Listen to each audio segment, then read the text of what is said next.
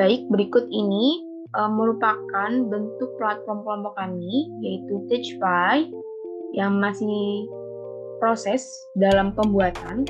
Nah, di sini ada beberapa fitur, yaitu Home, Course, Tutors, Partners, Contact, dan Sign Up. Di mana di sini Sign Up, apabila kita klik terdapat untuk mendaftar akun, yaitu di sini ada 4 input, yaitu seperti email, password, username, dan tanggal lahir. Baik, penjelasan pertama dalam JavaScript ada password, yang dimana fungsi password ini yaitu untuk memvalidasi kata sandi.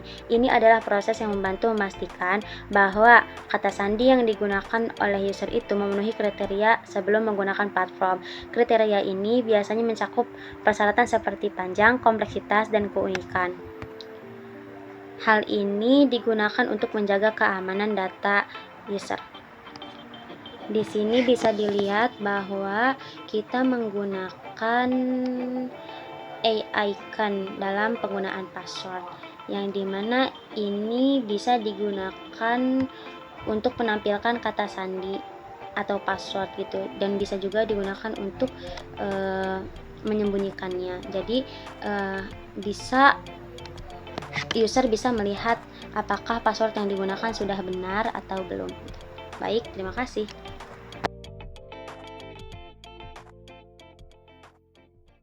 Dan di sini saya akan menjelaskan validate form, yaitu validate form yang kelompok kami gunakan itu apa saja. Dan fungsi validate form ini bertujuan untuk memastikan bahwa sebuah kolom dalam formulir telah diisi sebelum data dari formulir tersebut dan dikirimkan atau diproses lebih lanjut.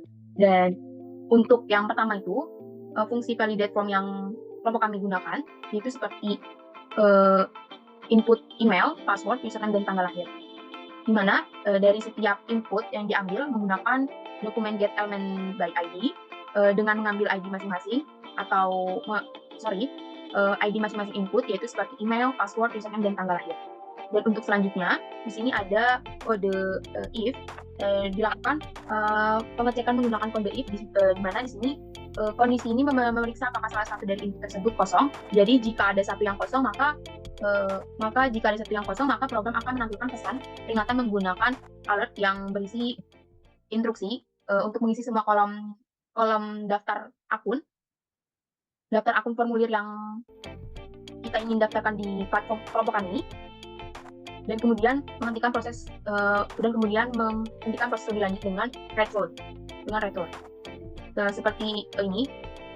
Nanti seperti ini, contohnya seperti ini. Apabila kita apabila mengisi daftar akun dan tidak ada yang satu, maka di sini nanti akan ada infonya seperti ini. Seperti di spec yes, harap isi semua file untuk mendaftar.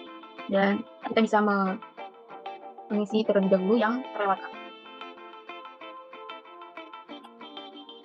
Dan untuk kode yang ketiga, untuk yang username, jadi jika semua input telah diisi, maka nama pengguna akan disimpan dalam penyimpanan lokal browser yang menggunakan local storage theme. Ini memungkinkan nama pengguna untuk diakses di halaman lain atau saat penggunaan membuka kembali situs web tersebut. Dan untuk yang terakhir yaitu kode ini, homepage HTML, pengguna akan diarahkan ke halaman utama situs web menggunakan window local help. Hal ini dilakukan dengan mengatur window local help menjadi URL halaman utama, sehingga pengguna akan langsung dialihkan setelah berhasil mengisi formulir.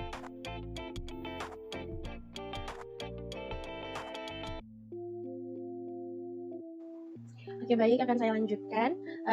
Di sini saya bagian username, di mana di website kami username ini menggunakan JavaScript seperti berikut, seperti ini, di mana JavaScript terdapat dua variabel. Yang pertama ada variabel username display, yang kedua ada variabel username. Nah, jika user mengisikan nama username yang terdapat di bagian sign up, di bagian username ini, maka nantinya setelah dia daftar, maka akan terdapat halo dengan nama username mengikuti nama yang sudah terisi. Kalau tidak, maka username display akan mendeklarasikan halo, yes, atau tidak mengisi nama username. Seperti kita contohkan, yang pertama kita isi emailnya dulu, yang kedua ada password, yang Yang kelima ada username ini. Yang kedua kita isi tanggal lahir. Nah, lalu kita klik daftar. Nah, di sini nama ini akan muncul ketika kita mengisi, dan jika kita tidak mengisi maka akan terlihat seperti ini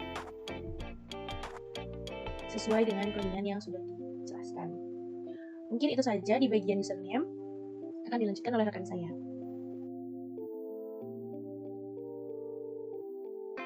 Baik, untuk penjelasan JavaScript selanjutnya yaitu adalah pada penjelasan pop-up content. Yang mana pop-up content itu berada di dalam kelas online, di dalam penjelasan webinar. Lalu di sini user bisa mendaftar untuk mengikuti webinar menggunakan button daftar sekarang. Lalu akan muncul pop-up content yang mana berisi form pendaftaran webinar. Di sini isinya ada inputan berupa nama lengkap, alamat email, nomor telepon, dan pertanyaan terkait webinar. Pop-up content ini menggunakan JavaScript. Lalu untuk mengisi form ini juga terdapat JavaScript berupa validate form, yang mana data dari form ini harus terisi semua kecuali yang pertanyaan karena ini bersifat opsional. Jika tidak terisi maka akan ketika user akan menekan tombol daftar akan keluar alert berupa harap isi semua data untuk mendaftar webinar. Jadi semua data di sini yang wajib harus diisi. Ketika menekan tombol daftar, maka ketika data sudah terisi akan muncul pop-up-nya berubah menjadi Anda telah terdaftar. Terima kasih sudah mendaftar webinar kami. Lalu jika misalkan user kembali menekan tombol daftar, karena tadi sebelumnya sudah mendaftar, maka tetap pop-up yang dimunculkan adalah Anda telah terdaftar. Selanjutnya untuk penjelasan kodenya. Kode pop-up content tadi menggunakan JavaScript, yang mana di sini pertama ada fungsi show pop-up dan fungsi close pop-up. Fungsi show pop-up ini digunakan untuk menampilkan pop-up dengan merubah properti display pada elemen pop-up menjadi blok, sehingga membuat konten pop-up itu bisa terlihat di layar. Sedangkan untuk fungsi close pop-up ini, dia mengubah properti display menjadi none, sehingga bisa membuat konten pop-up itu tidak terlihat di layar. Lalu selanjutnya itu ada kode ini, yaitu menambahkan event listener, yang mana di sini untuk button daftar sekarang button itu akan ditambahkan event listener, yang mana button daftar sekarang itu ini adalah ini, dan tampilannya ini. Jadi button daftar sekarang ini akan ditambahkan event listener, yang mana berisi klik lalu show pop-up. Ini artinya ketika tombol daftar sekarang itu diklik, maka dia akan memanggil fungsi show pop-up, yang mana berfungsi untuk menampilkan pop-up. Lalu selanjutnya itu ada JavaScript berupa validate form. Jadi ketika user mengisi form, ini akan ada fungsi validate form, yang mana di sini tuh karena fungsi ini tuh mengambil nilai dari inputan berupa nama lengkap, email, dan juga nomor telepon. Lalu fungsi ini memeriksa apakah ada inputan yang kosong. Jadi jika nama lengkap kosong, atau email kosong, atau nomor telepon kosong, maka akan keluar alert berupa harap isi semua data untuk mendaftar webinar. Lalu ketika sudah terdaftar, akan ada perbaruan konten pop-up, yang mana di kode ini itu akan ganti isi dari elemen kelas pop-up konten itu dengan pesan Anda telah terdaftar. Jadi ketika misalnya sudah terdaftar, maka pop-up konten itu akan berubah dengan pesan Anda telah terdaftar. Berikut untuk penjelasan JavaScript-nya. Terima kasih. Di sini saya Nurhaliza akan menjelaskan mengenai salah satu bagian dari layout dalam pembuatan website, yaitu grid. Jadi grid layout merupakan teknik dalam pengembangan website yang memungkinkan menempatkan elemen-elemen HTML secara terstruktur dalam bentuk grid atau tabel. Dengan grid layout, pengembang dapat menentukan bagaimana elemen-elemen tersebut akan disusun dalam baris dan kolom, memungkinkan pembuatan tata letak halaman website yang responsif dan rapi. Nah, grid ini merupakan salah satu teknik yang sangat berguna untuk menciptakan tata letak yang fleksibel dan mudah diatur. Seperti pada website kami membagi beberapa menu menjadi menggunakan grid tab berikut agar membuat tampilan menjadi lebih rapi dan terstruktur, serta juga dapat memperindah tampilan seperti pada website PagePy ini. Kemudian untuk kodenya sendiri, kami menggunakan kode HTML dan CSS sebagai berikut. Nah, ini untuk kode HTML yang bisa dilihat di sini. Kemudian untuk CSS-nya terdapat di sini.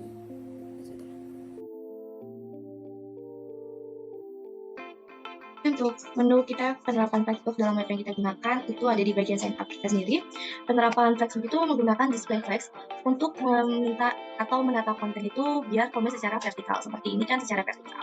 Dan ini juga memungkinkan agar elemen-elemen di dalam form ini dapat bergerak secara fleksibel. Nah, seperti bisa kita lihat ini kan bentuknya seperti ini, dan kalaupun kita tarik kayak gini, ini tetap konsisten ya atau fleksibel banget. Jadi kalau menggunakan handphone juga masih bisa tetap seperti ini, tidak ada yang berantakan. Nah, untuk codingan yang kami gunakan seperti ini ya. Untuk di HTML-nya dia ada di bagian konten, kelas konten, dan di bagian CSS-nya ini ada di bagian sini content form, dan display yang kita gunakan flex direction volume, sama gap-nya itu 2 rem. Gap 2 rem ini apa sih? Gap 2 rem ini merupakan jarak dari Flexbox yang kita gunakan. Nah, seperti ini ada email, segala macam password ini jarak yang digunakan itu sebanyak 2 rem. Dan lagi kodeannya. Nah, ini juga dibalik lagi masih banyak konten-konten lagi sesuai dengan kolomnya masing-masing. Dari atas ada nama, email, rename, tanggal lahir, dan sebagainya. Sekian penggunaan Flexbox pada web kami. Terima kasih. Untuk float sendiri, float itu merupakan properti yang digunakan untuk mengatur tata letak elemen. Dengan float, bisa membuat elemen tertentu mengambang ke kiri atau ke kanan kontainer, sementara teks lainnya bisa mengalir di sekitarnya. Nah, untuk float sendiri, kami menerapkan berada di logo Tishfy ini dan juga kelas menu ini. Bagaimana? Itu terdapat di kode. Nah, di sini landing page, logo yaitu Tishfy, dan juga kelas menu ada home, course, tutors, partners, kontak, dan juga sign up. Nah, di sini logo ini menggunakan CSS float yaitu yang berupa left, yaitu menempatkan logo untuk berada di sebelah kiri navbar. Kemudian ada kelas menu yang menggunakan float right yang menempatkan kelas menu ini berada di sebelah kanan navigasi bar. Seperti ini. Ini di sebelah kiri dan juga ini di sebelah kanan. Nah, bagaimana jika mengubahnya? Sini akan dicoba untuk mengganti left menjadi right dan juga mengubah right menjadi left. Bagaimana hasilnya?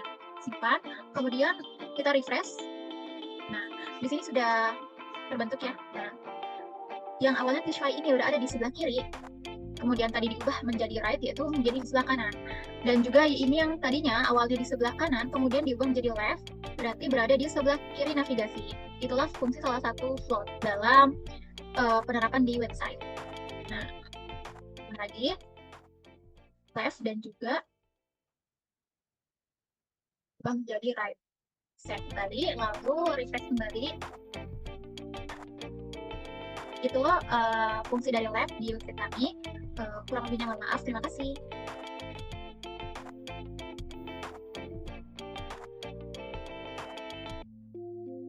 Menandakan item ini akan ditampilkan pertama kali. Lalu selanjutnya ada carousel yang ada di baris 66. Lalu selanjutnya ada pada baris 58. Di sini menunjukkan bahwa kami menambahkan gambar home yang pertama dan kedua. Ini adalah gambar yang akan ditampilkan dalam item pertama carousel. Kelas dblock W100 dari Bootstrap mengatur lebar gambar agar selalu 100% dari lebar carousel. Lalu digunakan untuk memastikan gambar terisi penuh dalam kotak carousel ini menggunakan objek fit cover.